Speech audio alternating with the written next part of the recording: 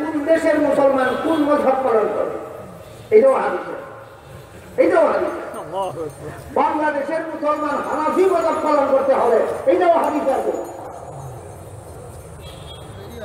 হযরত রাসূল করিম সাল্লাল্লাহু আলাইহি ওয়াসাল্লাম হযরত মুআয ইবনে জাবাল রাদিয়াল্লাহু আনহুকে ইয়ামান দেশের মুফতি বানাইয়া পাঠাইছেন। পাঠাবার সময় বলেছিলেন, মুআয, ইয়ামানবাসীদের জীবনের সব সমস্যার সমাধান তুমি কোথা থেকে দিবা? মুআয বলেন, আল্লাহর কোরআন থেকে দেব। রাসূল জিজ্ঞেস করেন, যে সমস্যার সমাধান কোরআনে না পাও সেই সমস্যার সমাধান কোথা থেকে দিবে? মুআয বলেন, রাসূলের হাদিস থেকে দেব। রাসূল জিজ্ঞেস করেন, যে সমস্যার সমাধান রাসূলের হাদিসে না পাও সেই বিধান কোথা থেকে দেবে? মুআয বলেন, আমি কোরআন হাদিসের আলোকে ইজতিহাদ করে বের করে দেব। মুআয কথাটা বললেন, রাসূল শুধু সমর্থন করলেন নয়, রাসূল সন্তুষ্টি প্রকাশ করলেন। এবার বলুন, মুআয ইয়ামানবাসীদের জন্য কার মযহব পালনের ব্যবস্থা করে দিলেন? মুআযের মযহব মক্কাবাসীদের জন্য ব্যবস্থা করে দিলেন, মদিনাবাসীদের জন্য মুআযের মযহব পালনের ব্যবস্থা করে দিলেন, এই ইয়ামানবাসীর জন্য। এই হাদিসের মাধ্যমে আল্লাহ রাসূল পরিষ্কার করে দিলেন, যেই দেশে যে মুস্তাহিদের মযহব চালু আছে সেই দেশের মুসলমান ওই মুস্তাহিদের মযহব পালন করবে। ইয়ামান দেশে আল্লাহ রাসূল মুআযের মযহব চালু করেছেন, ইয়ামানবাসীকে মুআযের মযহব পালনের ব্যবস্থা করেছেন। এর মাধ্যমে রাসূল পরিষ্কার করে দিলেন কোন দেশের মুসলমান কার মযহব মতো ইসলাম পালন করবে, যে দেশ কার মযহব চালু আছে। এবার বলুন, বাংলাদেশে কার মযহব চালু আছে? সুতরাং রাসূলের পরিষ্কার হয়ে গেল, তোমরা হানাফি মযহব পালন করো। মযহব কেমনে সৃষ্টি হয় দেখুন। ইসলামের বিধান মতে একটা নারীকে তার স্বামী তালাক দিলে পরে অন্য স্বামী গ্রহণ করতে পারে কিনা? আপনাদের জানা মতে পারে। তাৎক্ষণিকভাবে না কিছুদিন অপেক্ষা করার পর? প্রথম স্বামী তালাক দিলে দ্বিতীয় স্বামী গ্রহণ করার আগে কতদিন অপেক্ষা করবে? আপনারা জবাব দিয়ে আমি বলছি, কতদিন অপেক্ষা করবে এর নির্দেশ দিয়ে আল্লাহ কোরআনে বলেন, ওয়াল মুতাল্লাকাতু ইয়াতারাব্বাসনা বিআনফুসিহিন্না সালাসাতা কুরু। তালাকপ্রাপ্ত নারীরা পরবর্তী স্বামী গ্রহণ করার আগে অপেক্ষা করবে 3 কুরু সময়। 3 কুরু সময়। এই কুরু যে কোরআনের ভাষা একটা শব্দ, এর অর্থ দুইটা। এক অর্থ হইল মেয়েদের অপবিত্র থাকাকালীন সময়, এটাকেও কোরআনের ভাষায় কুরু বলে। আরেক অর্থ হল মেয়েদের শরীর পবিত্র থাকাকালীন সময়, এটাকেও কোরআনের ভাষায় কুরু বলে। 3 কুরু সময় অপেক্ষা করে দ্বিতীয় স্বামী গ্রহণ করতে পারে। কারণ কুরু শব্দের কোরআনে ব্যবহৃত কুরু শব্দ অর্থ দুইটা। 3 অপবিত্রতার সময়কেও 3 কুরু বলে, 3 পবিত্রতার সময়কেও 3 কুরু বলে। বলুন, শব্দের অর্থ একটা না দুইটা? যেমন আপনারা কোনটা গণ্য করবেন? ইমাম আবু হানিফা বলেন, অপবিত্রতার সময়টা যদি গণ্য করা হয় তাহলে অপেক্ষাকৃত কম সময় অপেক্ষা করে সে ভিন্ন স্বামী গ্রহণ করার সুযোগ পায়। তাই আবু হানিফা সিদ্ধান্ত বের করলেন, 3 অপবিত্র থাকাকালীন সময় অপেক্ষা করেই নারী দ্বিতীয় স্বামী গ্রহণ করতে পারবে। ইমাম শাফিঈ বলেন, 3 পবিত্রতা অতিক্রান্ত হওয়ার পর ভিন্ন স্বামী গ্রহণ করতে পারবে। হানাফি মযহব হলো 3 অপবিত্রতার সময় অতিক্রম করে ভিন্ন স্বামী গ্রহণ করবে। শাফিঈ মযহব মতো 3 পবিত্রতার সময় অতিক্রান্ত করে ভিন্ন স্বামী গ্রহণ করবে। এক মযহব হলো না দুই মযহব? দুই মযহব। আমার কথা বুঝে থাকলে এবার বলুন, কোন মযহবটা কোরআন বিরোধী হইল? বুঝার নাই কথা? হানাফি মযহবটা কোরআন বিরোধী হইল না শাফিঈ মযহবটা কোরআন বিরোধী হইল না উভয়টা মযহব কোরআন সম্মত হইল? মযহব যদি কোরআন সম্মত হইল, আল্লাহ যদি কোরআনে মযহবের নির্দেশ দিলেন, রাসূল যদি হাদিসে মযহব সমর্থন করলেন, রাসূল যদি হাদিসে সমস্ত মযহবে সওয়াব আছে বলে ঘোষণা করলেন। তারপরে যারা বলে কুরআন মানি হাদিস মানি মাযহাব মানি না, এদের মতো দুঃখবাজ জগতে আর কেউ হতে পারে না।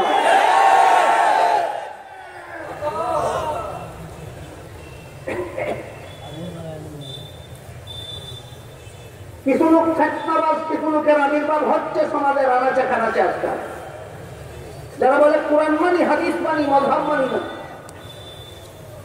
এদের ব্যাপারে আপনাদের সতর্ক থাকার জন্য জানা রাখতে হবে, মাযহাব না মানা পর্যন্ত কুরআন মানারও কোনো পথ নাই, মাযহাব না মানা পর্যন্ত হাদিস মানারও কোনো পথ নাই।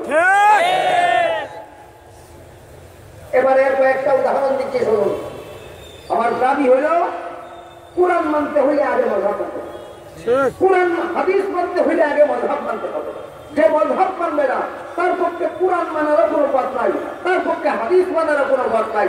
এর কয়েকটা উদাহরণ দেখুন। মুসলমানের কোন নারী প্রথম স্বামীর কাছ থেকে তালাক প্রাপ্ত হয়ে যদি 3 পবিত্রতাকালীন সময় অতিক্রান্ত করার পরে বিয়া দেন, তাহলে কুরআন মানলেন, শাফিঈ মাযহাব মানলেন। আর যদি 3 অপবিত্রতাকালীন সময় পার করে বিয়া দেন, তবুও কুরআন মানলেন, হানাফি মাযহাব কত। যে বলবে হানাফি মাযহাব মানি না, শাফিঈ মাযহাব মানি না, তার পক্ষে এই মশালায় কুরআন মানার কোনো পথ নাই। কুরআন মানতে হবে হয়তো হানাফি মাযহাব মতো, আর না হয় শাফিঈ মাযহাব। কি মশালা? তারপরে দেখুন, আমি আশা করি মুসলমান হিসাবে আপনারা সবাই জানেন এবং বিশ্বাস করেন, মেরাজের রাত্রে মুহাম্মদুর রাসূলুল্লাহ সাল্লাল্লাহু আলাইহি ওয়াসাল্লাম সশরীরে 7 আসমানের উপরে গিয়েছিলেন, জান্নাত জাহান্নাম পরিদর্শন করেছিলেন, আল্লাহর সাথে কথাবার্তা বলেছিলেন।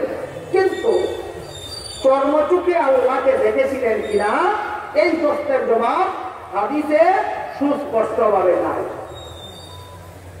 সুস্পষ্টভাবে না থাকলে কি করতে হয়? মুস্তাহিদগণ ইজতিহাদ করে বের করতে হয়, মুস্তাহিদগণ গবেষণা করে বের করতে হয়। মন গড়া বলে না, কোরআন হাদিসের আলোকে, কোরআন হাদিস। তাই মেরাজের রাত্রে রাসূল আল্লাহকে তাকতুলভাবে দেখেছিলেন কিনা, এই বিষয়টা নিয়ে উম্মুল মুমিনিন নবীর বিবি আয়েশাও গবেষণা করেছেন। রাসূলের চাচাতো ভাই ইবনে আব্বাস, এই উম্মতের সর্বশ্রেষ্ঠ মুফাসসিরে কোরআন, তিনিও গবেষণা করেছেন। আয়েশা গবেষণা করে বলেন, আল্লাহর সাথে কথা বলেছেন কিন্তু চর্মচুকে দেখেননি। এটা নবীর বিবি আয়েশার মাযহাব। ইবনে আব্বাস বলেন, আল্লাহর সাথে যখন রাসূল কথা বলেছিলেন তখন চর্মচুকেই আল্লাহকে দেখেছিলেন। এটা ইবনে আব্বাসের মাযহাব। মেরাজের রাতে রাসূল আল্লাহকে দেখেননি, এটা কার মাযহাব? নবীর বিবি আয়েশার মাযহাব। মেরাজের রাতে রাসূল আল্লাহকে দেখেছিলেন, এটা কার মাযহাব? ইবনে আব্বাস। আপনি যদি মেরাজের হাদিস মানেন, বলতে হবে আপনাকে মেরাজের রাতে রাসূল আল্লাহকে দেখেছিলেন কিনা। যদি বলেন দেখেননি, তাহলে আয়েশার মেরাজের হাদিস মানবেন। সুতরাং যে মাযহাব মানবে না, তার মেরাজের হাদিস মানার কোনো পথ নাই। আগে হাদিস মানা হয় না, আগে মাযহাব মানতে হয়। আরেকটা উদাহরণ, কোন কোন হাদিসে আছে নামাজের নিয়ত করার পর 2 হাত নাভির নিচে বাঁধার কথা, কোন কোন হাদিসে আছে 2 হাত সিনায় বাঁধার কথা। বলুন, নামাজে হাত বাঁধার হাদিস একরকম না ভিন্ন রকম? যারা বলেন মাযহাব মানি না হাদিস মানি, বাপের বেটা হলে 2টা হাদিস মানো এবং দেখাও। 2 হাত নাভির নিচে বাঁধলে সিনায় বাঁধার মতো আরো কোনো হাত থাকে? 2 হাত সিনায় বাঁধলে নাভির নিচে বাঁধার মতো আরো কোনো হাত থাকে? তুমি তো মাযহাব মানো না হাদিস মানো, বাপের বেটা হইলে হাদিস 2টা মানো আর দেখাও। ইমাম আবু হানিফা বলে 2 হাত নাভির নিচে বাঁধবে পুরুষেরা, 2 হাত সিনায় বাঁধবে নারীরা। এবার হাদিস মানা হইল মাযহাব না মানার কারণে। হাদিস মানা হলো মাযহাব না মানার কারণে, মাযহাব মানার কারণে। মাযহাব মানার কথা আল্লাহ কোরআনে নির্দেশ দিয়েছেন, মাযহাব মানার কথা রাসূল হাদিসে নির্দেশ দিয়েছেন। সুতরাং যারা বলে মাযহাব মানি না, এরা কুরআন মানে না, হাদিস মানে না। আবার বলে হাদিসও যে মানি, সহিহ হাদিস মানি, অন্য হাদিস মানি। কি হাদিস মানে বলে দাবি করে, আর অন্য হাদিস মানে। যারা হাদিস, কুরআন হাদিসের শিক্ষা যারা গ্রহণ করেনি, তারা সহিহ বলতে কি বুঝে? হাদিস যারা শিখেনি, হাদিস যারা পড়েনি, হাদিস যারা জানে না, এরা সহিহ হাদিস বলতে কি বুঝে? শুদ্ধ। তাহলে এর বিপরীতটা কি হবে? অশুদ্ধ। রসুলের সহিহ হাদিস অর্থ শুদ্ধ হাদিস, আর রসুলের সহিহ হাদিস নয় মানে ভুল হাদিস। তুমি নিজেই কি গুরাদ্দিন বুঝো? সহিহ হাদিস বলে নিজেই কি গুরাদ্দিন বুঝো? এই সমাজের মুসলমানকে তুমি সহিহ হাদিস বলে কি গুরাদ্দিন বোঝাতে চাও? ইলমে হাদিসের পরিভাষায় সহিহ হাদিস অর্থ শুদ্ধ হাদিস নয়, ইলমে হাদিসের পরিভাষায় সহিহ হাদিস কথার আলাদা অর্থ। কথাটা আপনাদের বোঝাবার জন্য একটা উদাহরণ দিচ্ছি। পৃথিবীতে যত সহিহ হাদিসের কিতাব আছে, এর মধ্যে সবচেয়ে বড় প্রসিদ্ধ সহিহ হাদিসের কিতাবের নাম সহিহ বুখারী। ইমাম বুখারী রাহমাতুল্লাহি আলাইহি। ইমাম বুখারীর সংরক্ষণে 6 লক্ষ হাদিস ছিল। ইমাম বুখারীর সংরক্ষণে 3 লক্ষ হাদিস তার মুখস্থ ছিল, আরো 3 লক্ষ হাদিস তার কাছে লিপিবদ্ধ ছিল। সর্বমোট 6 লক্ষ হাদিস ইমাম বুখারীর সংগ্রহে ছিল। এর থেকে তার সহিহ বুখারী শরীফ নামের কিতাবে এক বিবরণ মতে 6275 খানা হাদিস লিখেছে। পরে আমরা ধরে নিলাম প্রায় 6000। ইমাম বুখারী তার সহিহ বুখারী শরীফে 6000 সহিহ হাদিস লিখেছে। লেখার বাকি রইল আর কত? 6 লক্ষ হাদিস থেকে 6000 হাদিস লিখেছেন সহিহ বুখারী। সহিহ বুখারী শরীফে ইমাম বুখারীর সংগৃহীত হাদিসগুলির থেকে আর কি পরিমাণ হাদিস লেখার বাকি রইল? 594,000 হাদিস লেখেননি। ওইগুলির সব অধিকাংশই সহিহ ছিল। ওনার যাচাইয়ে, ওনার বাছাইয়ে যেগুলি লেখেননি সেগুলির অধিকাংশই ওনার যাচাই বাছাইয়ে সহিহ ছিল না। তাহলে রসুলের যে হাদিসগুলি সহিহ ছিল না, তোমরা যারা যারা বলো রসুলের সহিহ হাদিস মানি আর কিছু মানি না, এত লক্ষ লক্ষ হাদিস যে রসুলের সহিহ ছিল না, এত লক্ষ কথা কি আল্লাহ রসুল ভুল বলেছিলেন? তাহলে সহিহ হাদিস বলতে তোমরা নিজেরাই কি গুরাদ্দিন বুঝো, আর এই সমাজের মুসলমানকে সহিহ হাদিস বলতে কি গুরাদ্দিন বোঝাতে চাও? সহিহ হাদিস কাকে বলে এইটা বোঝার যোগ্যতা অর্জন করার জন্য একটানা 10 বছর মাদ্রাসায় লেখাপড়া করতে হবে। এই সমস্ত লামাযহাবীরা কোনো মাদ্রাসায় লেখাপড়া করে না। দোকান থেকে চটি বই কিনে নিয়ে বুখারী শরীফের রেফারেন্সে একটা দিকে হাদিস মুখস্থ করে আসে, আর মসজিদে এসে জুড়ে চিৎকার দিয়ে আমিন বলে, আর বলে সহিহ বুখারী শরীফ।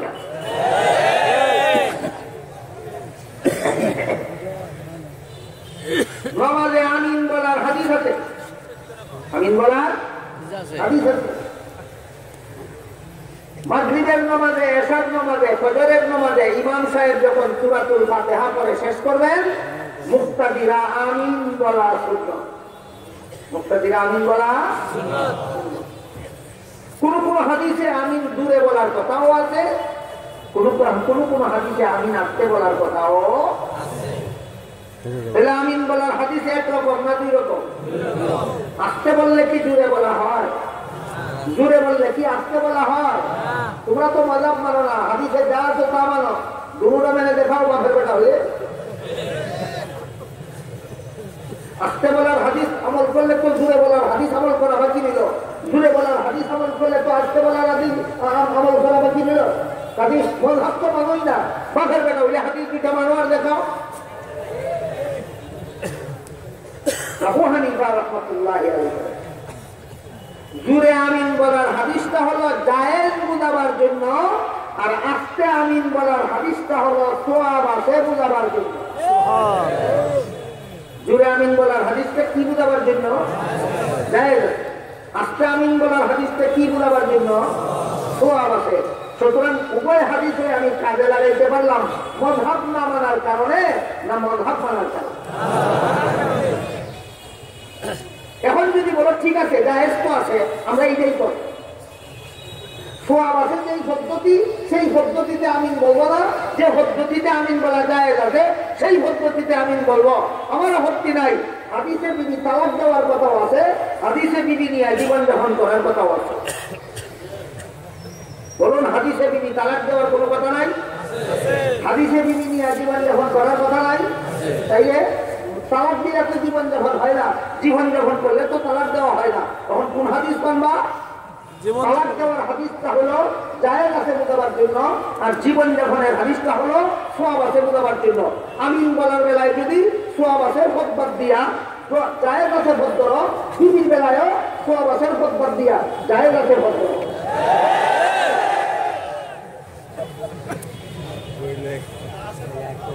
বলুন, হাদিসে বিবি তালাক দেওয়ার কথা আছে কি নাই? বিবি নিয়ে জীবন যাপন করার কথা আছে কিনা নাই? তো উভয়টা হাদিস যখন রাখবে কোথায়? তালাকের হাদিসটা হলো জায়েজ আছে বোঝাবার জন্য, আর জীবন যাপনের হাদিসটা হলো সওয়াব আছে বোঝাবার জন্য। কোনটা গ্রহণ করবেন? এই জন্য মুহাদ্দিসিনে কেরাম লিখেছেন লক্ষ লক্ষ হাদিসের ভান্ডার হলো ফার্মেসির বিদ্যমান ফার্মেসির ভান্ডারের ঔষধের মতো, আর ইমামগণের মযহাব হইল ডাক্তারদের প্রেসক্রিপশনের মতো। ফার্মেসিতে ওষুধের ভান্ডার আছে বলেই যে কোনো রোগী যে কোনো ওষুধ খাবে না? প্রেসক্রিপশনে ডাক্তার যেই ওষুধের নাম লেখে শুধু সেইটা খাবে? হাদিসে আমিন করে বলার কথা আছে বলেই আমিন করে বলবে? হাদিসে বিবি তালাক দেওয়ার কথা আছে বলেই তালাক দিয়ে দিবে? না কোন সময় কে তালাক দেবে আর কোন সময় কে দেবে না, কোন সময় তুলে আমিন কে বলবে আর কোন সময় কে বলবে না, সেটা মযহাবের ইমামগণ বলে দেবেন। মযহাবের ইমামগণ হলেন প্রেসক্রিপশন দাতা ডাক্তারের মতো, আর হাদিসের ভান্ডারের হাদিসগুলি হইল ফার্মেসির ভান্ডারের ঔষধের ভান্ডারের। ফার্মেসিতে ঔষধের ভান্ডার আছে বলেই যে কোনো রোগী যে কোনো ওষুধ খাবে না? ডাক্তারের ব্যবস্থাপত্র লাগে। ঠিক তেমনি ভাবে হাদিসে বিবি তালাক দেওয়ার কথা আছে বলেই সবাই বিবি তালাক দেবে না? মযহাবের ইমাম সিদ্ধান্ত করে দেবেন তার বিবি কখন তালাক দেবে কি না দেবে। হাদিসে থাকলেই আমল করা যায় না মযহাব মতে হাদিস আমল করতে হয়? সুতরাং মযহাব না মানা পর্যন্ত হাদিস মানার কোনো কথা নেই। এই সমস্ত মযহাবীরা হানাফি মযহাবের প্রতিষ্ঠিত মসজিদ, হানাফি মযহাবের বেতনভোগী ইমাম, হানাফি মযহাবের কমিটি, হানাফি মযহাবের পরিচালিত মসজিদে গিয়া বাংলাদি করে ইমাম সূরা ফাতিহা পড়ার পরে চিৎকার দিয়ে আমিন করে। এদেরকে বলে দিবেন একটা জায়েজ আছে কাজ মসজিদে এসে করেছ, আর একটা জায়েজ আছে কাজ ঘরে গিয়া করো।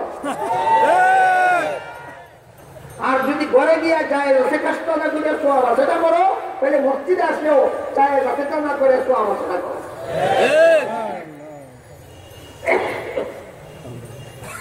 এই সমস্ত মযহাবীরা বাংলাদেশে এই ফতোয়াটা শুরু করেছে। এদের আমলের গন্ডগোল আসল গন্ডগোল নয়, এদের আকীদার গন্ডগোল আসল। এদের আকীদার মূল, আমলের মূল 2 নম্বর মূল, আকীদার মূল 1 নম্বর মূল। এদের আমল বাতিল, এদের আকীদা বাতিল। আমল বাতিল, আকীদাও বাতিল। এই সমস্ত মযহাবী বাতিল পন্থীরা যে সমস্ত বাতিল আমল করে থাকে, এর মধ্যে একটা বাতিল আমল এরা তারাবির নামাজ 8 রাকাত করে। দলিল দেয় হাদিস দিয়ে। কোন হাদিস দিয়ে দলিল দেয় আপনাদেরকে বলি। হাদিস শরীফে উল্লেখ আছে আল্লাহ রাসূল বিতির সহ 11 রাকাত করতেন। বলুন তো 11 রাকাত থেকে বিতিরের 3 রাকাত বাদ দিলে কয় রাকাত থাকে? এই তো 8 রাকাত আছে আল্লাহর বলল। কত তো যে হাদিসে এই 8 রাকাতের কথা আছে, সেই হাদিসে পরিষ্কার উল্লেখ আছে এই 8 রাকাত নামাজ আল্লাহ রাসূল 12 মাস পড়তেন। 12 মাস বলেন 8 রাকাত, যে 8 রাকাত নামাজ আল্লাহ রাসূল 12 মাস পড়তেন, এটার নাম তারাবি নাকি? তাহাজ্জুদের হাদিস দিয়া তারাবির দলিল দেয়।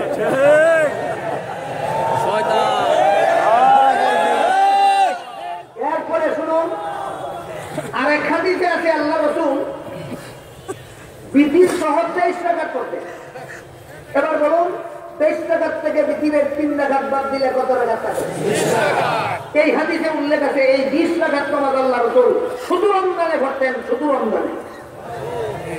12 মাসের নামাজ ছিল রাসূলের 8 রাকাত আর রমজানের নামাজ ছিল 20 রাকাত। সুতরাং তাহাজ্জুদের হাদিস আলাদা, তারাবির হাদিস আলাদা। বন্দরের দল তারাবির হাদিস লুকাইয়া রাখে, তাহাজ্জুদের হাদিস দিয়া তারাবির দলিল দেয়।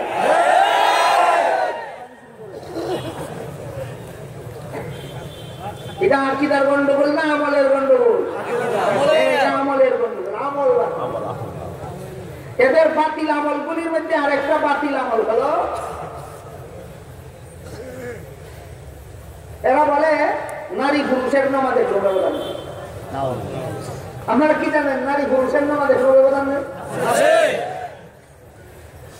জুম্মার নামাজ পুরুষের উপর ফরজ, নারীর উপর ফরজ নয়। ঈদের নামাজ পুরুষের জন্য ওয়াজিব, নারীর জন্য ওয়াজিব নয়। 5 বেলার নামাজ তারাবির নামাজ মসজিদে গিয়ে জামাতের সাথে পড়া পুরুষের জন্য সুন্নাত, নারীর জন্য সুন্নাত নয়। একটা মেয়ে লোক রসুলের কাছে মসজিদে গিয়ে নবীর সাথে জামাতে শরীক হওয়ার অনুমতি চাইছিল। কেন? কারণ মসজিদের নবীর জামাতে শরীক হইলে 1 রাকাতে 50,000 রাকাতের সমান সওয়াব পাওয়া যায়। আল্লাহ রাসূল ওই মেয়ে লোকটাকে নিষেধ করলেন, তোমার জন্য মসজিদে জামাতে শরীক হওয়ার অনুমতি নাই, এই সবটাই তুমি একা একা ঘরে করলে না। সুবহানাল্লাহ। আর পরিষ্কার হাদিস আল্লাহ রাসূল বলেন, খায়রু মাসাজিদিন নিসাই কারু বিউতিহিন্না, নারীদের শ্রেষ্ঠ মসজিদ তাদের ঘরের কোণা। এত পরিষ্কার হাদিস থাকা সত্ত্বেও লামাযাবিরা বলে পুরুষরা যেভাবে 5 বেলার নামাজ মসজিদে গিয়ে জামাতের সাথে পড়বে, নারীরাও 5 বেলার নামাজ মসজিদে গিয়ে জামাতের সাথে পড়তে হবে। বলুন লামাযাবিদের এই মতবাদ রাসূলের হাদিসের পক্ষে না বিপক্ষে? ওই হাদিসটা মানল কোথায়?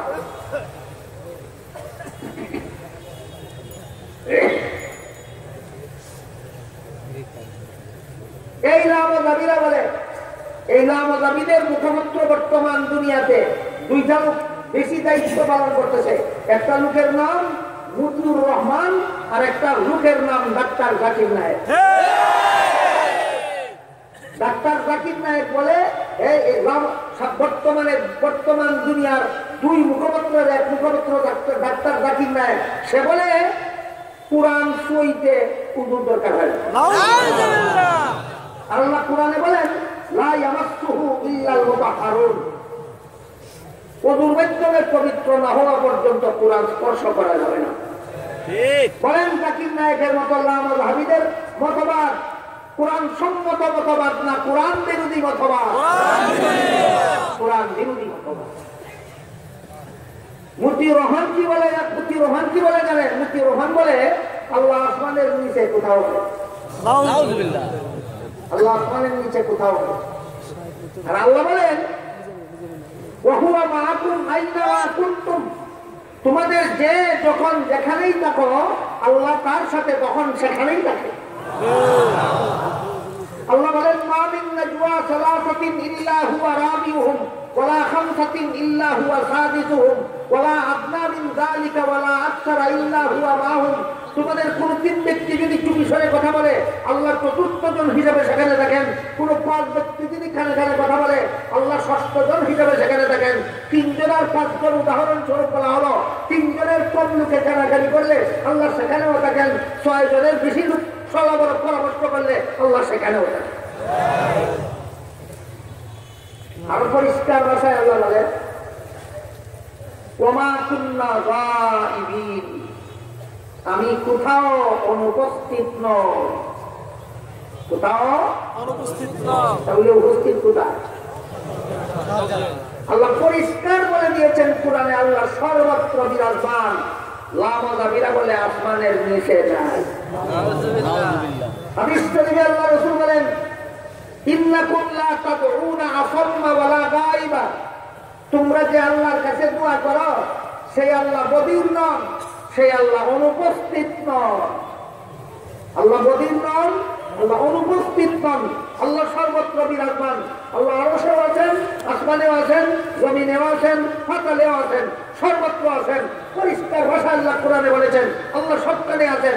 পরিষ্কার ভাষায় রাসূল হাদিসে বলেছেন আল্লাহ সবখানে আছেন।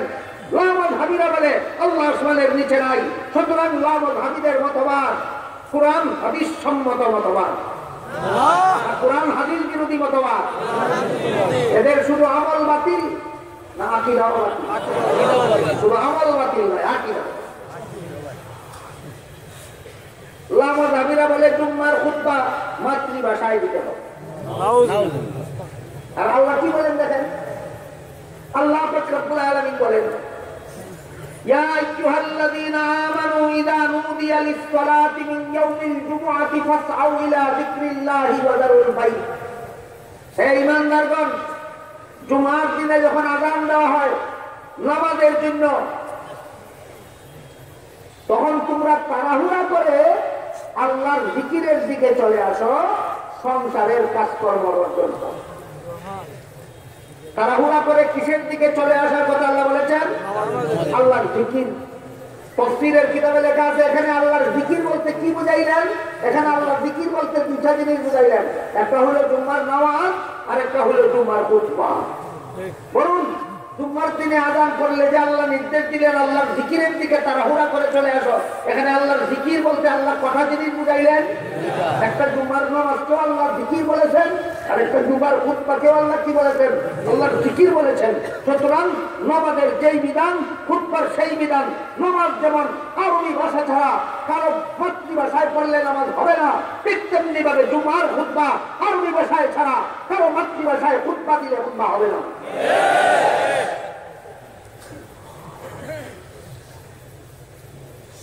এ সমস্ত আয়াত এবং হাদিসের জবাব দিতে না পেরে শেষ পর্যন্ত লামাদ হাবিরা বলে আল্লাহ যদি সবখানে থাকেন তাহলে তো টয়লেটেও থাকবেন।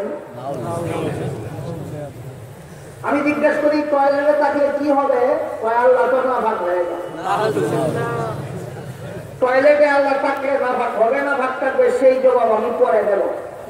আগে জিজ্ঞেস করি লামাদ হাবিরা কোনদিন টয়লেটে যায় কিনা? তোমাদের যুক্তি মতো তোমরা না পাও। টয়লেটে থাকলে যদি না ভাগ হয়ে যায়, তোমরা তো কয়েক মিনিট টয়লেটে থাকো, তোমরা না পাও। আর যদি বলো টয়লেটে আমরা কিছুক্ষণ থাকলেও মলের ভিতরে থাকি না বাইরে থাকি, বলতে পারে টয়লেটের ভিতরে যে মল থাকে আমি মলের ভিতরে ঢুকি না, এই জন্য আমি না ভাগ করি না। আমি জিজ্ঞেস করি তোমার দৃষ্টি মলের মধ্যে পড়ে কিনা? তাহলে তোমার দৃষ্টি না ভাগ। আর যদি বলো আমার দৃষ্টি কোনো পদার্থ নয়, মলের মধ্যে পড়লেও দৃষ্টি না ভাগ হয় না, তাহলে তোর দৃষ্টি পদার্থ না, আল্লাহর তুই পদার্থ বুঝলে কেমনে? আল্লাহ টয়লেটের ভিতরে থাকলে আল্লাহ না ভাগ হয়ে যাবে। কোন শয়তানি যুক্তি, কোন কুযুক্তির দ্বারা বুঝলি তুই?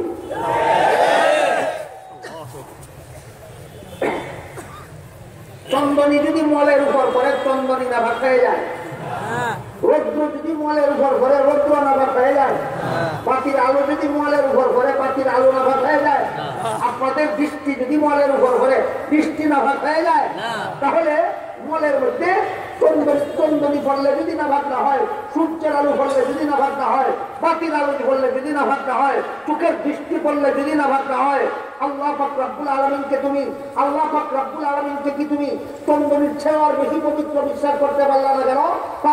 আল্লাহকে তুমি রুদের চেয়ে বেশি পবিত্র বিশ্বাস করতে পারলা না কেন?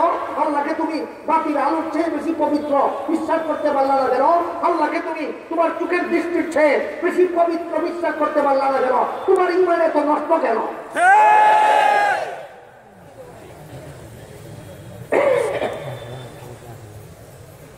বুঝে দেখে বলুন লামাদ হাবিদের শুধু আমল বাতিল না আকীদাও বাতিল। এতগুলি বিধিবিধান সর্বযুগের সর্বলোকের সব সমস্যার সমাধান সম্বলিত বিধিবিধানগুলি আছে কোথাও? প্রশ্ন জাগে সমাধানগুলি আছে কোথায়? প্রশ্ন জাগে। আল্লাহ পাক রব্বুল আলামিন এই প্রশ্নের জবাব পবিত্র কোরআনের অন্য আয়াতে সুস্পষ্ট ভাবে বলছে, সেটা হলো সূরা নিসা এর 59 নম্বর আয়াত। সেখানে আল্লাহ ইয়া আইয়ুহাল্লাযীনা আমানু আতিউল্লাহ ওয়া আতিউর রাসূল ওয়া উলিল আমরি মিনকুম فإن تنازعتم في شيء فردوه إلى الله والرسول। এটা কোন সূরার কত নম্বর আয়াত?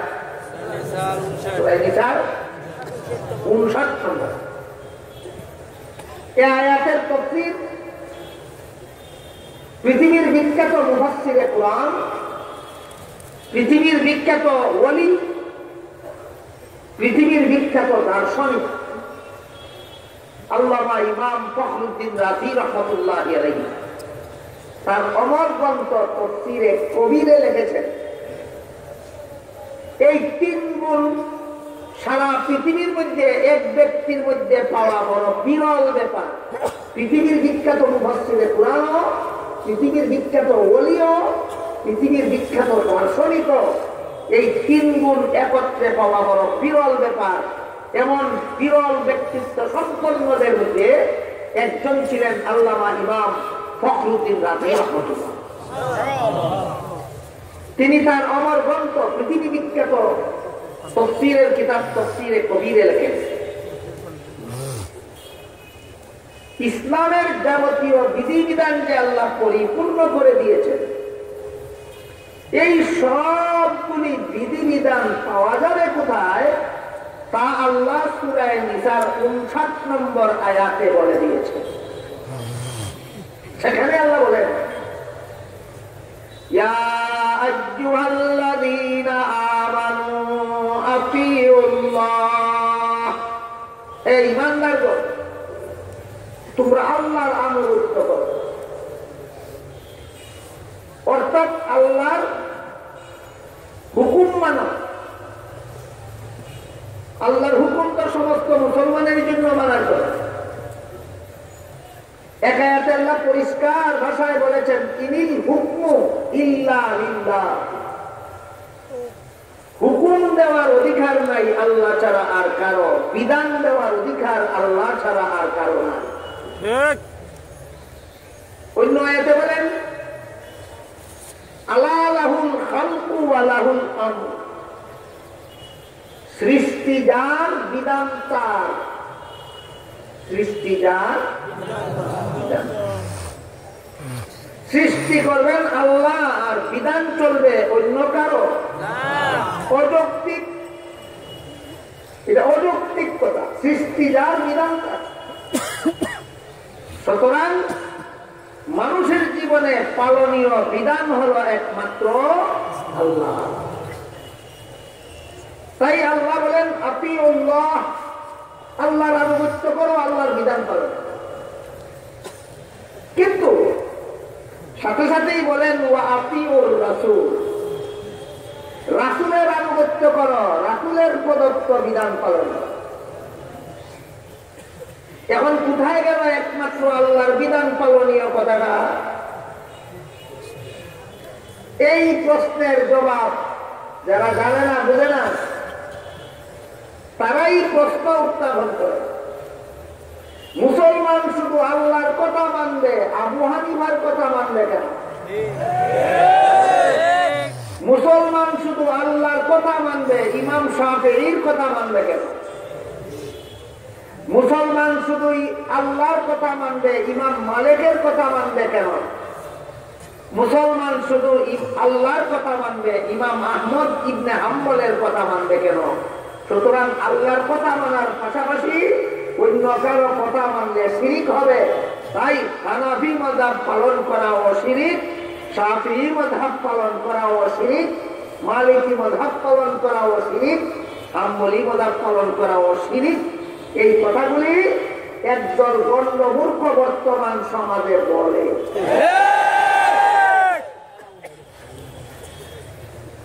হানাফি মাযহাব পালন শিরিক কিনা শিরিক না আমি পরে বলতে চাই। এর আগে বলতে চাই, আল্লাহ ছাড়া আর কারো হুকুম মানা যদি শিরিক হয়, তাহলে সূরা নিসার 59 নম্বর আয়াতে আল্লাহর হুকুম মানা বলার সাথে সাথেই রাসূলের হুকুম মানা বললেন কেন? রাসূলের শরীকদার করলে কি শিরিক হয় না? রাসূলের বেলায় তোমাদের যেই জবাব, আবু হানিফার বেলায় আমাদেরও সেই জবাব। তবে আগে রাসূলের জবাবটা বলবো। সূরা নিসার 59 নম্বর আয়াতে আল্লাহ প্রথমেই বলেন আতিউল্লাহ, আল্লাহর আনুগত্য করো। সাথে সাথে বলেন আতিউর রাসূল, রাসূলের আনুগত্য। আল্লাহর আনুগত্য কি মুসলমানের জন্য যথেষ্ট নয়? তাহলে রাসূলের আনুগত্য করো বলেন কেন? এই প্রশ্নের যেই জবাব, আল্লাহর আনুগত্য কি মুসলমানের জন্য যথেষ্ট নয়, হানাফি মাযহাবের আনুগত্য করবো কেন, ওই প্রশ্নেরও সেই জবাব। এবং জবাব হলো, একমাত্র জবাব হলো মুসলমানের জীবনে আনুগত্য একমাত্র আল্লাহরই করে। কিন্তু আল্লাহর হুকুম যে মানবে মুসলমান, ইসলামের যাবতীয় বিধিবিধান সম্বলিত হুকুম আল্লাহ সুস্পষ্টভাবে সবগুলি কুরআনে উল্লেখ করে। কোন কোন সমস্যা এমন আছে যার সমাধান কুরআনে খুঁজে পাওয়া যাবে না। কোন কোন সমস্যা এমন আছে যার সমাধান কুরআনে খুঁজে পাওয়া যাবে কিন্তু সুস্পষ্ট নয়। কোন কোন সমাধান এমন হতে পারে যা কুরআনে পাওয়া যাবে সুস্পষ্টই, কিন্তু স্ববিরোধী হওয়ার কারণে সুস্পষ্টতা বাকি থাকে না। এমন তিন ক্ষেত্রে মানব জীবনের যে সমস্যার সমাধান সুস্পষ্টভাবে কোরআনে পাওয়া যায় না, অথবা পাওয়া যায় কিন্তু সুস্পষ্ট নয়, অস্পষ্ট, অথবা সুস্পষ্টভাবেই পাওয়া যায়, স্ববিরোধী, পরস্পর বিরোধী বলে মনে হয়, এমন তিন ক্ষেত্রে ইসলামের বিধান শুধুমাত্র কোরআন থেকে নেওয়া যাবে না, রাসূলের হাদিসে অনুসন্ধান করতে হবে। তাই আতিউল্লাহ বলে আল্লাহ কি বুঝাইলেন? তাফসীরে কবীরে লেখেন, আল্লাহ সূরা নিসার 59 নম্বর আয়াতে বলেন, ইয়া আইয়ুহাল্লাযীনা আমানু আতিউল্লাহ, হে ঈমানদারগণ তোমরা আল্লাহর আনুগত্য করো। এর মানে হলো, মর্ম হলো, ইসলামের যে বিধান কোরআনে পাও সে বিধান কোরআন থেকে গ্রহণ করো। যে বিধান কোরআনে না পাও সেই বিধান রাসূলের হাদিসে অনুসন্ধান করো। যদি হাদিসে পাও তাহলে ইসলামের সেই বিধান রাসূলের হাদিস থেকে গ্রহণ করা বোঝাবার জন্য আল্লাহ ওয়া আতিউর রাসূল বলেছেন। ইসলামের যে বিধান রাসূলের হাদিসে পাও সেই বিধান রাসূলের হাদিস থেকে গ্রহণ করো। কাজেই রাসূল নিজের পক্ষ থেকে কোনো বিধান দেন না, আল্লাহর বিধানের এই ব্যাখ্যা দেন মাত্র। সুতরাং রাসূলের আনুগত্য করাই আল্লাহর আনুগত্য করারই নামান্ত। আরো পরিষ্কার ভাবে আল্লাহ কথা বলেছেন, মান ইউতির রাসূলা ফাকাদ আতা আল্লাহ, রাসূলের আনুগত্যই আল্লাহর আনুগত্য, রাসূলের আনুগত্যই আল্লাহর আনুগত্য। রাসূল যদি নিজের পক্ষ থেকে কোনো বিধান দেন না, আল্লাহর বিধানের এই ব্যাখ্যা দেন, যে কারণে রাসূলের আনুগত্যই আল্লাহর আনুগত্য হয়, তাহলে আল্লাহর আনুগত্য করো বলার সাথে সাথে রাসূলের আনুগত্য করো বললে রাসূলকে কি আল্লাহর সাথে শরীকদার সাব্যস্ত করা হয়? প্রথমে আল্লাহ বলেন আল্লাহর আনুগত্য করো, সাথে সাথেই বলেন রাসূলের আনুগত্য করো। রাসূলকে আল্লাহর সাথে শরীকদার সাব্যস্ত করা হলো না আল্লাহর বিধানের ব্যাখ্যাকারী সাব্যস্ত করা হলো? আল্লাহর বিধানের ব্যাখ্যাকারী সাব্যস্ত করা হলো। সুতরাং আল্লাহর বিধানের ব্যাখ্যা যদি দেন, তার ব্যাখ্যা মানার নাম আল্লাহর সাথে শরীকদার সাব্যস্ত করা নয়। তারপর আল্লাহ বলেন ওয়া উলিল আমরি মিনকুম, প্রথমে বলেছেন আল্লাহর আনুগত্য করো, তারপরে বলেছেন রাসূলের আনুগত্য করো, তারপরে বলেছেন তোমাদের উলুল আমরদের আনুগত্য করো। উলুল আমরের বিভিন্ন ব্যাখ্যা তাফসীরের কিতাবে লেখা আছে, এর মধ্যে থেকে দুইটা ব্যাখ্যা আপনাদের শোনাই। উলুল আমরের সরকার। আল্লাহর বিধান পালন করো, রাসূলের বিধান পালন করো, সরকারের বিধান পালন করো। তবে সরকারের বিধান পালন করার বেলায় দুইটা শর্ত আছে। বিনা শর্তে না দুই শর্তে? দুই শর্তে। এক নম্বর শর্ত হল সরকারের বিধান যদি জনকল্যাণমূলক হয়, দেশের উন্নয়নমূলক হয়। সরকারের বিধান পালনীয় হবে কখন? জনগণের অকল্যাণজনক হলে না কল্যাণজনক হলে? দেশের ক্ষতিকর হলে না উন্নয়নমূলক হলে? একটা শর্ত। আরেকটা শর্ত হলো সরকারের বিধান যদি আল্লাহর বিধানের পরিপন্থী না হয়। সরকারের বিধান যদি আল্লাহর বিধানের পরিপন্থী না হয়। পরিষ্কার ভাষায় হাদিস শরীফে আল্লাহ রাসূল বলেছেন, লা তাআতা লিমাখলুকিন ফি মাসিয়াতিল খালিক। যার বিধান মানলে আল্লাহর বিধান লঙ্ঘন হয়, তার বিধান মানা যাবে না। যার বিধান মানলে আল্লাহর বিধান লঙ্ঘন হয়, তার বিধান মানা যাবে না। এই দুই শর্তে সরকারের বিধান পালনের জন্য আল্লাহ ওয়া উলিল আমরি মিনকুম বলে নির্দেশ দিয়েছেন। উলুল আমরের আরেক ব্যাখ্যা তাফসীরে কবিরে লিখেছেন উম্মতের ইজমা। কথাটা পরিষ্কারভাবে বোঝার জন্য স্মরণ রাখতে হবে আপনাদের। মানব জীবনের কোন সমস্যার সমাধান যদি কোরআনে খুঁজে পাওয়া না যায়, দেখতে হবে রাসূলের হাদিসে খুঁজে পাওয়া যায় কিনা। যদি রাসূলের হাদিসেও খুঁজে পাওয়া না যায়,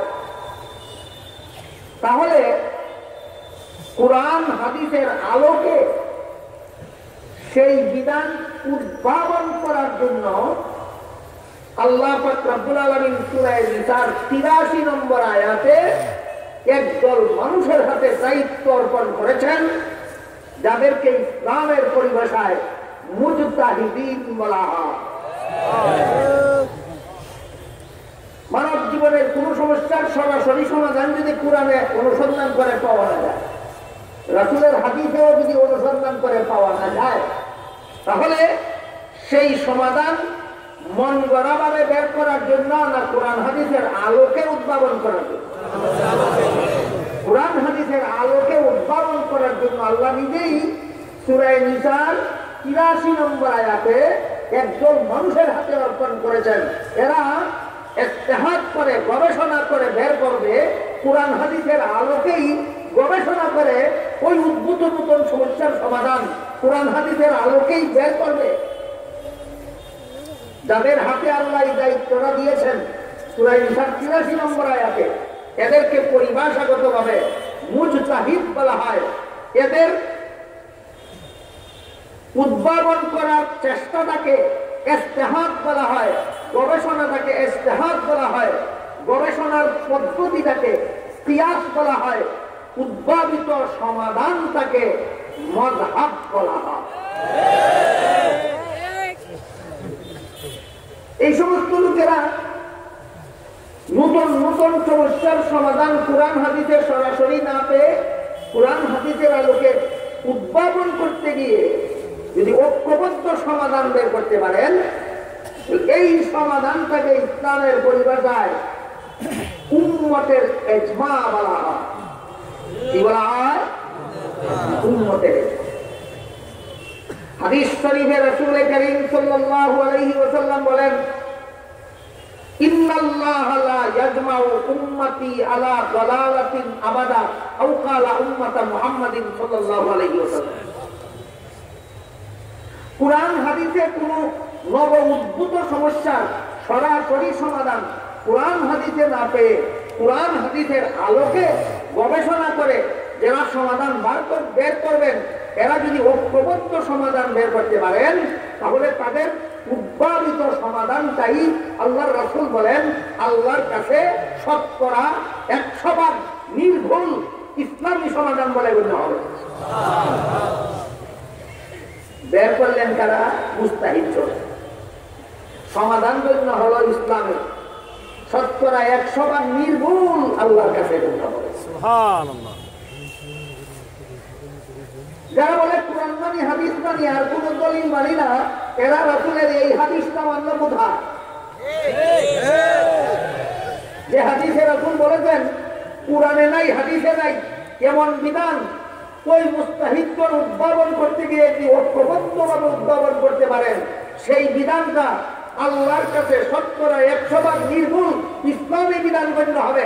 আল্লাহ রাসূল বলেছেন, সুতরাং উম্মতের ইজমা ইসলামী শরীয়তের 3 নম্বর দলিল যারা মানে না, এরা প্রকারান্তরে রাসূলের হাদিসই মানে না। কাজে কোরআন মানি হাদিস মানি আর কিছু মানি না, এটা একটা বিভ্রান্তিকর শয়তানি উক্তি ছাড়া আর কিছু নয়। এই ঐক্যবদ্ধ সিদ্ধান্তে যারা করতে পারলেন, ইমাম ফখরুদ্দিন রাজি তফসিরে কবিরে লেখেন, এদেরকে আল্লাহ সূরা নিসার 59 নম্বর আয়াতে উলুল আমর বলেছে।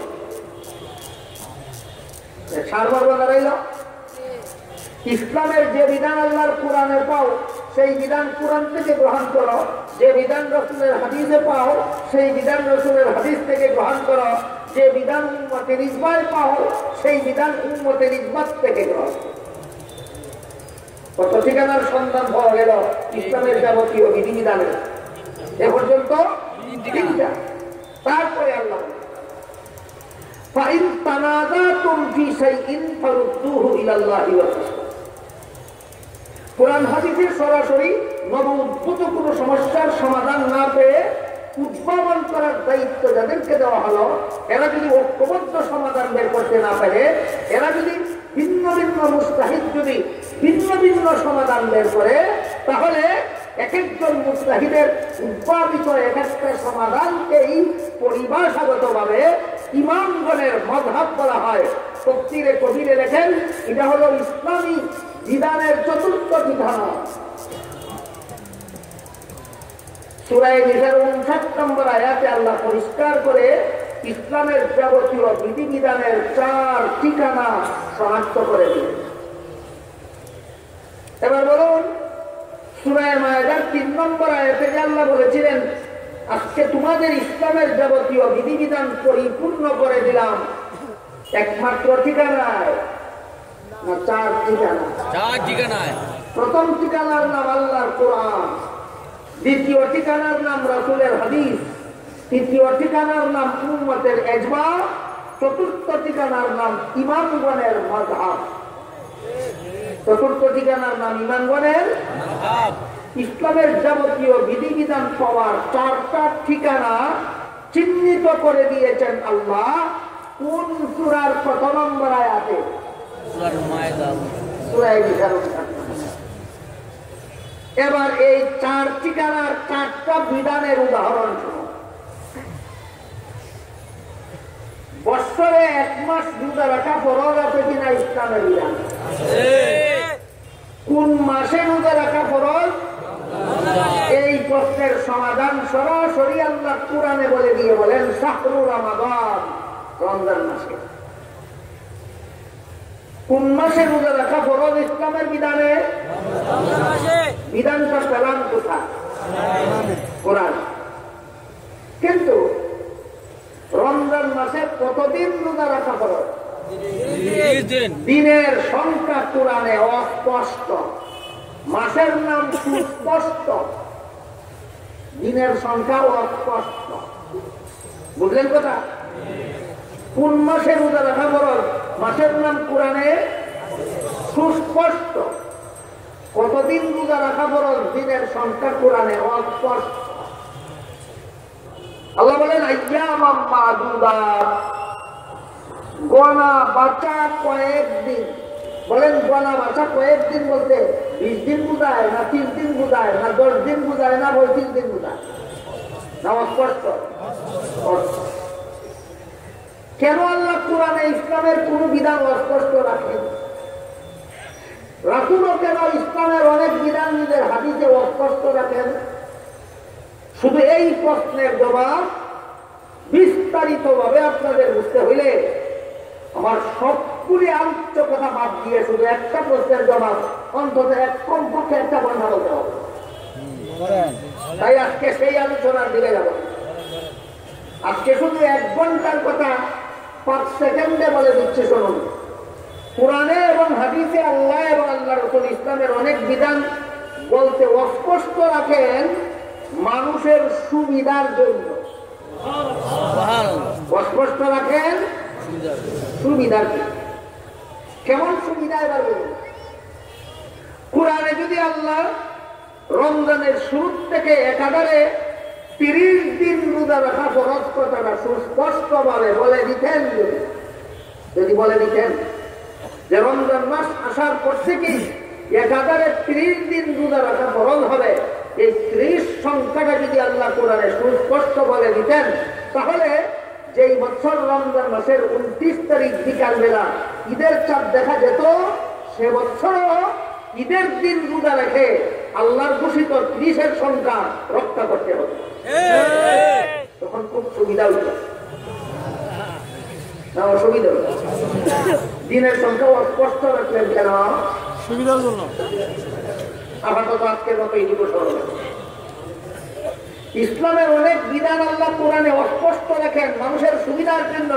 রাসূল তার হাদিসেও অনেক বিধান অস্পষ্ট রাখেন মানুষের সুবিধার জন্য।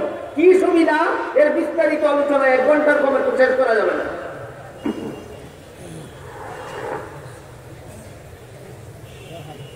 তাই হাদিস শরীফে রাসূল করিম সাল্লাল্লাহু আলাইহি ওয়াসাল্লাম এই দিনের সংখ্যার ব্যাখ্যা করে দিয়েছেন।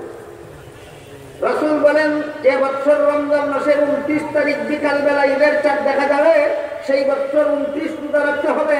যে বছর 29 তারিখ বিকাল বেলা ঈদের চাঁদ দেখা যাবে না, সে বছর 30 রোজা রাখতে হবে।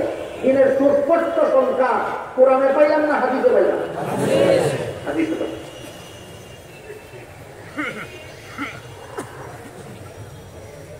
তাহলে আল্লাহ বলেছেন সূরা নিসার 59 নম্বর আয়াতে, আতিউল্লাহ ওয়া আতিউর রাসূল। আল্লাহর আনুগত্য করো মানে ইসলামের যে বিধান আল্লাহর কোরআনে পাও, সে বিধান কোরআন থেকে গ্রহণ করো। আর ইসলামের যে বিধান রাসূলের হাদিসে পাও, সেই বিধান রাসূলের হাদিস থেকে গ্রহণ করো। এই দুইটা উদাহরণ পাইলাম। কোন মাসে রোজা রাখা ফরজ? আল্লাহর এই বিধান সরাসরি কোরআনে পেয়েছি। রমজান মাস, এটা কোরআন থেকে গ্রহণ করেছি। আর কোন বছর 29 রোজা ফরজ আর কোন বছর 30 রোজা ফরজ, এই প্রশ্নের সমাধান কোরআনে পেলাম না, পেয়েছি রাসূলের হাদিসে। সুতরাং সেটা রাসূলের হাদিস থেকে গ্রহণ করেছি। এবার দেখো, রাসূল দুনিয়া থেকে বিদায় হওয়ার পর তার প্রথম খলিফা কে হবেন? এই প্রশ্নের জবাব কোরআনের কোন আয়াতে নেই। সুস্পষ্ট ভাবে রাসূলের কোন হাদিসে নেই। আয়াতে তো সুস্পষ্ট ভাবে নাই, অস্পষ্ট ভাবে। সুস্পষ্ট ভাবে রাসূলের হাদিসেও নাই যে রাসূলের ইন্তেকালের পরে তার প্রথম খলিফা, যোগ্য খলিফা কে হবেন। হাদিসেও সুস্পষ্ট ভাবে এই প্রশ্নের সমাধান নাই। তাই রাসূলের ইন্তেকালের পর সাহাবায়ে কেরাম সূরা নিসার 83 নম্বর আয়াতের নির্দেশ মতো কোরআন হাদিসের আলোকে সমাধান উদ্ভাবন করার জন্য গবেষণায় বসলেন। কোন সূরার কত নম্বর আয়াতের নির্দেশ মতো? সূরা নিসার 83 নম্বর আয়াতের নির্দেশ, কোরআন হাদিসের যে বিষয়ের সুস্পষ্ট সমাধান না পাও, সেই বিষয়ে কোরআন হাদিসের আলোকে ইজতিহাদ করে উদ্ভাবন করা আল্লাহর পক্ষ থেকে দায়িত্ব দেওয়া। সাহাবায়ে কেরাম উদ্ভাবন করতে বসলেন। কোন হাদিসের আলোকে উদ্ভাবন করলেন, সেই হাদিসটা বুখারী শরীফে উল্লেখ আছে। আল্লাহর রাসূল সাল্লাল্লাহু আলাইহি ওয়াসাল্লাম যখন অন্তিম শয্যায় শায়িত ছিলেন, অসুস্থতার কারণে মসজিদে নামাজের ইমামতি করার জন্য যেতে পারছিলেন না, তখন রাসূলের পক্ষ থেকে মসজিদের নামাজের ইমামতির জন্য আবু বকর রাদিয়াল্লাহু আনহুকে দায়িত্ব প্রদান করেছিলেন, প্রতিনিধি নিযুক্ত করেছিলেন। বাংলায় বলে প্রতিনিধি, কোরআন হাদিসের ভাষায় বলে খলিফা। বলেন রাসূল ইন্তেকালের আগেই নামাজের জামাতের জন্য কাকে তার খলিফা নিযুক্ত করেছিলেন? আবু বকর। ইন্তেকালের পরে সমস্ত সাহাবায়ে কেরাম এই হাদিসের আলোকে বের করলেন যে নামাজের জামাতের জন্য যে আবু বকরকে আল্লাহ রাসূল খলিফা নিযুক্ত করেছিলেন, গোটা মুসলমান সমাজের জন্য একমাত্র সেই আবু বকর রাসূলের যুদ্ধ খলিফা হতে পারে। সমস্ত সাহাবায়ে কেরামের ঐক্যবদ্ধ সিদ্ধান্ত একমাত্র আবু বকর রাসূলের প্রথম যুদ্ধ খলিফা। ইসলামের এই বিধানটা কোরআনে পাইলাম না হাদিসে পাইলাম না উম্মতের ইজমা? উম্মতের ইজমা। তাই আল্লাহ বলেন আতিউল্লাহ ওয়া আতিউর রাসূলা ওয়া উলিল আমরি মিনকুম। ইসলামের যে বিধান আল্লাহর কোরআনে পাও সে বিধান কোরআন থেকে গ্রহণ করো, যে বিধান রাসূলের হাদিসে পাও তা রাসূলের হাদিস থেকে গ্রহণ করো, যে বিধান উম্মতের ইজমায় পাও সেই বিধান উম্মতের ইজমা থেকে গ্রহণ করো। আল্লাহর কোরআনে পাইলাম কোন মাসে রোজা রাখা ফরজ, রাসূলের হাদিসে পাইলাম কতদিন রোজা রাখা ফরজ, উম্মতের ইজমায় পাইলাম আবু বকর রাসূলের প্রথম যুদ্ধ খলিফা।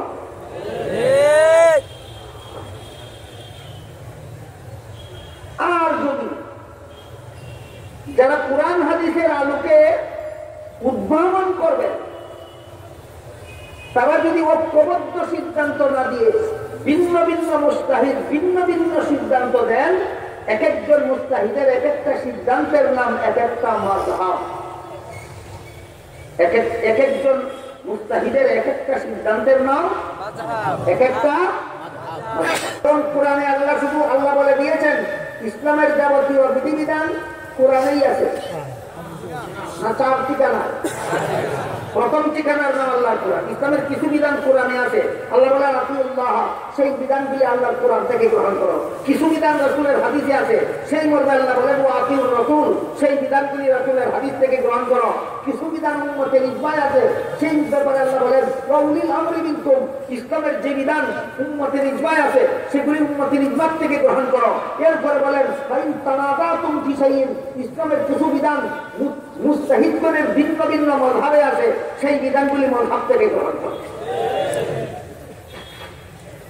মাযহাব মানার কথা কোরআন হাদিসে আছে। ডাক্তার জাকির নায়েক বলে এক বক্তৃতায়, বর্তমান দুনিয়ার একদল মুসলমান নিজেদেরকে হানাফি বলে পরিচয় দেয়, আরেকদল মুসলমান নিজেদেরকে শাফিঈ বলে পরিচয় দেয়, আরেকদল মুসলমান নিজেদেরকে মালিকি বলে পরিচয় দেয়, আরেকদল মুসলমান নিজেদেরকে হাম্বলি বলে পরিচয় দেয়। আমি জিজ্ঞেস করি, জাকির নায়েক বলে আমি জিজ্ঞেস করি, মুহাম্মদ রাসূলুল্লাহ হানাফি ছিলেন না শাফিঈ ছিলেন? মুহাম্মদ রাসূলুল্লাহ মালিকি ছিলেন না হাম্বলি ছিলেন? তিনি তো একজন মুসলমান ছাড়া আর কিছুই ছিলেন না। কাজেই মুহাম্মদ আমাদের নবী যা ছিলেন উনি সমস্ত উম্মতকে তাই হতে হবে। এটা কার বক্তৃতা? আবার শোনাই জাকির নায়েকের বক্তৃতা কার বলে? এটা একটা কুফরি বক্তৃতা, কুফরি বক্তৃতা, কুফরি বক্তৃতা। জাকির নায়েকের বক্তৃতা হলো শাফিঈ বলে পরিচয় দেয়, একদল নিজেদেরকে মালিকি বলে পরিচয় দেয়, একদল নিজেদেরকে হাম্বলি বলে পরিচয় দেয়। আমাদের নবী হানাফি ছিলেন না শাফিঈ ছিলেন? আমাদের নবী তো হানাফিও ছিলেন না শাফিঈও ছিলেন না, তিনি শুধুমাত্র একজন মুসলমান ছাড়া আর কিছুই ছিলেন না। সুতরাং আমাদের নবী যেমন ভাবে একজন মুসলমান ছাড়া আর কিছুই ছিলেন না, কাজে এই নবীর পুরো উম্মত একজন মুসলমান ছাড়া হানাফি নবী কিছুই হতে পারে না। এটা হলো জাকির নায়েকের বক্তৃতা। এবার আমি আপনাদেরকে জিজ্ঞাসা করি, মুহাম্মদ রাসূলুল্লাহ হানাফি ছিলেন না শাফিঈ ছিলেন? মুহাম্মদ রাসূলুল্লাহ হানাফিও ছিলেন না শাফিঈও ছিলেন না। হানাফি শাফিঈ নির্বিশেষে ইসলামের সমস্ত মাযহাবের অনুমোদনদাতা ছিলেন। আচ্ছা, আপনাদের যদি কেউ জিজ্ঞাসা করে শেখ হাসিনা স্বরাষ্ট্রমন্ত্রী না পররাষ্ট্রমন্ত্রী, কি বলবেন? শেখ হাসিনা স্বরাষ্ট্রমন্ত্রী না পররাষ্ট্রমন্ত্রী? উভয় মন্ত্রীর অনুমোদনদাতা। যেমন ভাবে শেখ হাসিনা স্বরাষ্ট্রমন্ত্রীও না পররাষ্ট্রমন্ত্রীও না, শিক্ষামন্ত্রীও না স্বাস্থ্যমন্ত্রীও না, সমাজ কল্যাণ মন্ত্রীও না ক্রীড়ামন্ত্রীও না, সকল মন্ত্রীর অনুমোদনদাতা। ঠিক তেমনি ভাবে মুহাম্মদ রাসূলুল্লাহ হানাফিও না শাফিঈও না মালিকিও না হাম্বলিও না, সমস্ত মাযহাবের অনুমোদনদাতা। এবার শোনেন অনুমোদনটা কিভাবে দিলেন। সহিহ বুখারীর হাদিসে উল্লেখ আছে, মুস্তাহিদগণ ইজতিহাদ করে সমাধান বের করতে গিয়ে যদি ভিন্ন ভিন্ন সমাধান হয় তাইলে এক একটা সমাধানকে এক একটা মাযহাব বলে। আল্লাহ রাসূল বলেন কোন সমাধান পালনে গুনাহ নাই, সব সমাধান পালনে গুনাহ। তাহলে মুহাম্মদ রাসূলুল্লাহ কি ছিলেন? হানাফি ছিলেন না শাফিঈ ছিলেন না সকল মাযহাবের অনুমোদনদাতা ছিলেন? মুহাম্মদ রাসূলুল্লাহ হানাফি হবেন কেন, শাফিঈ হবেন কেন? মুহাম্মদ রাসূলুল্লাহ যেমন ভাবে হানাফি শাফিঈ ছিলেন না, কোন দল মুক্ত ছিলেন না, তেমনি ভাবে তার উম্মতেরাও কোন দল মুক্ত হতে পারবে না। এই রকম একটা বিভ্রান্তিকর বক্তৃতা হলো জাকির নায়েকের। আমি জিজ্ঞেস করি, তাহলে আমি জাকির নায়েক এবং তার দলবল সমস্ত লামাদাবিদের জিজ্ঞেস করি, মুহাম্মদ রাসূলুল্লাহ সাহাবী ছিলেন না তাবেঈ ছিলেন? আপনারা কেউ বলতে পারেন তিনি সাহাবী ছিলেন না তাবেঈ ছিলেন? নবী ছিলেন। মুহাম্মদ রাসূলুল্লাহ সাহাবীও ছিলেন না, তাবেঈও ছিলেন না, তাবেঈও ছিলেন না। সাহাবীদের অনুমোদনদাতা ছিলেন, তাবেঈদের অনুমোদনদাতা ছিলেন, তাবেঈদের অনুমোদনদাতা ছিলেন। আল্লাহ রাসূল বলেন, খায়রুল কুরুনি কারনি সুম্মাল্লাযীনা ইয়ালুনাহুম সুম্মাল্লাযীনা ইয়ালুনাহুম। আমার যুগের মুসলমান সর্বশ্রেষ্ঠ মুসলমান এরা সাহাবায়ে কেরাম, তারপরে 2 নম্বরে শ্রেষ্ঠ মুসলমান তাদের পরের যুগের মুসলমান এরা তাবেঈন, তারপরে মুসলমান শ্রেষ্ঠ মুসলমান এরা তাবেঈন। মুহাম্মদ রাসূলুল্লাহ সাহাবা ছিলেন না, সাহাবাদের অনুমোদনদাতা ছিলেন। মুহাম্মদ রাসূলুল্লাহ তাবেঈ ছিলেন না, তাবেঈদের অনুমোদনদাতা ছিলেন। মুহাম্মদ রাসূলুল্লাহ তাবেঈ ছিলেন না, তাবেঈদের অনুমোদনদাতা ছিলেন। ঠিক তেমনিভাবে মুহাম্মদ রাসূলুল্লাহ হানাফি ছিলেন না, হানাফিদের অনুমোদনদাতা ছিলেন। শাফিঈ ছিলেন না, শাফিঈদের অনুমোদনদাতা ছিলেন। মালিকি ছিলেন না, মালিকিদের অনুমোদনদাতা ছিলেন। হাম্বলি ছিলেন না, হাম্বলিদের অনুমোদনদাতা ছিলেন। মুহাম্মদ রাসূলুল্লাহ যা ছিলেন উম্মতকে তাই হতে হবে। মুহাম্মদ রাসূলুল্লাহ খাতামুন নবিয়্যিন ছিলেন, উম্মতকেও খাতামুন নবিয়্যিন হতে হবে। কোন বুঝে বলতে কোন শয়তানে বলতে পারে যে যেহেতু মুহাম্মদ রাসূলুল্লাহ খাতামুন নবিয়্যিন ছিলেন এই জন্য আমাদের প্রত্যেকেরই খাতামুন নবিয়্যিন হতে হবে? এই দাবি করলে ঈমান থাকবে না, কাফের হয়ে যাবে। মুহাম্মদ রাসূলুল্লাহ রাহমাতুল লিল আলামিন ছিলেন। কোন উম্মত যদি দাবি করে আমি রাহমাতুল লিল আলামিন, কাফের কাফের কাফের। সুতরাং জাকির নায়েকের বক্তৃতা মযহব বিরোধী বক্তৃতা নয়, কুফরি বক্তৃতা। এত দূরে জানেন কেন? আপনাদের মহল্লার মসজিদে যখন নামাজের জমাত পরিচালনা করেন তিনি, তারে কি করে? আযান যিনি দেন, যারা শরীক হয় নামাজে, একটা নামাজের জমাতের সব মুসল্লিদের একই পরিচয়।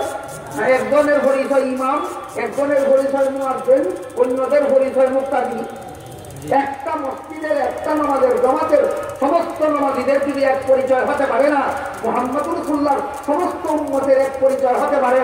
এক পরিচয় হতে হবে, অন্য মূর্খ ছাড়া এমন বেঈমানি বক্তব্য কোনো মুসলমান দিতে পারে না। এবার আমি আমার মূল কথা থেকে ফিরে যাই। সূরা মায়েদার 3 নম্বর আয়াতে যে আল্লাহ বললেন, আজকে তোমাদের ইসলামের যাবতীয় বিধিবিধান পরিপূর্ণ করে দিলাম।